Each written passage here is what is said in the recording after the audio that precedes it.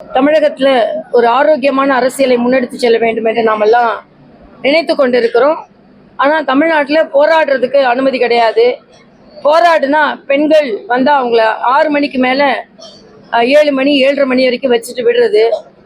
அதில் உண்மையிலேயே ஒரு பெண் மயக்கம் அடித்து விழுந்தா அவங்கள காப்பாற்றுறதுக்கு அங்கே கஷ்டப்பட்டு மருத்துவமனையிலேயே சர்டிஃபிகேட் கொடுத்தாங்க. அவங்க டீஹைட்ரேஷன்னால, தண்ணி பற்றாக்குறையினால பேசோவேகல் அட்டாக்னு சொல்லுவோம், அதில் மயங்கி விழுந்தாங்கன்னு. ஆனால் ட்விட்டரில் ஆளும் கட்சியை சார்ந்தவர்கள் அவங்க ட்ராமா போட்டுலாம் அரசியல் செய்ய வேண்டும் என்பது எங்களுக்கு எந்த கட்டாயமும் கிடையாது. உண்மையிலேயே நேர்மையான அரசியல் செய்து கொண்டிருக்கிறோம். முதலில் அதை புரிந்து கொள்ளுங்கள்.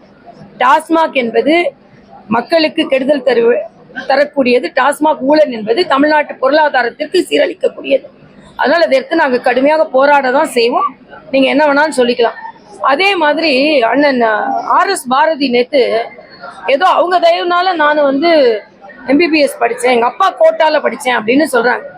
அதனால் நான் கையெழுத்தே வாங்கக்கூடாது. நாங்கள் மும்மொழி கையெழுத்து வாங்குறதை விட தாய்மொழியில் ஆரம்ப கல்வி இருக்க வேண்டும் என்பதற்காகத்தான் நாங்கள் கையெழுத்து வாங்குறோம்.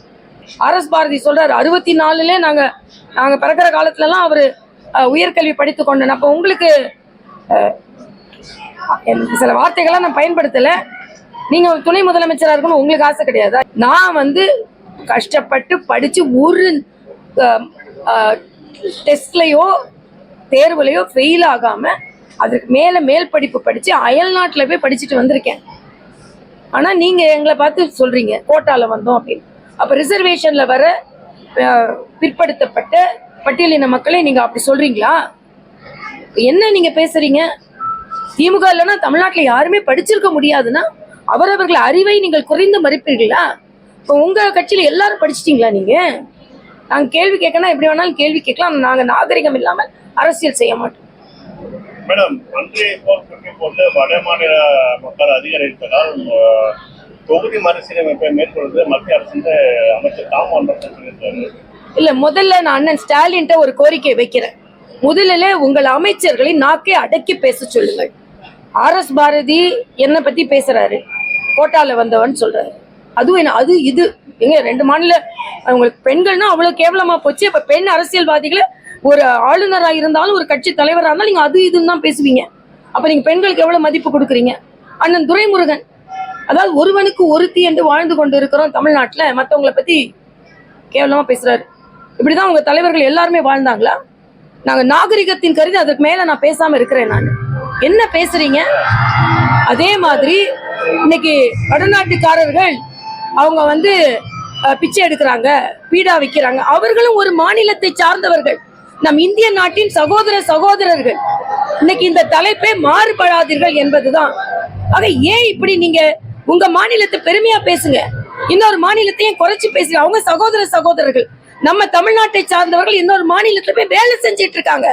அவங்க இப்படி பேச ஆரம்பிச்சா என்ன நடக்கும்? இந்த நாட்டுல இந்த மண்ணில் உள்ள தாய் தந்தையர் இன்னொரு மாநிலத்துக்கு தான் குழந்தைங்களை அனுப்பி படிக்க வச்சிட்டு இருக்காங்க, வேலை செய்ய விட்டுட்டு இருக்காங்க. சகோதரத்தோட வாழ பழகுங்க.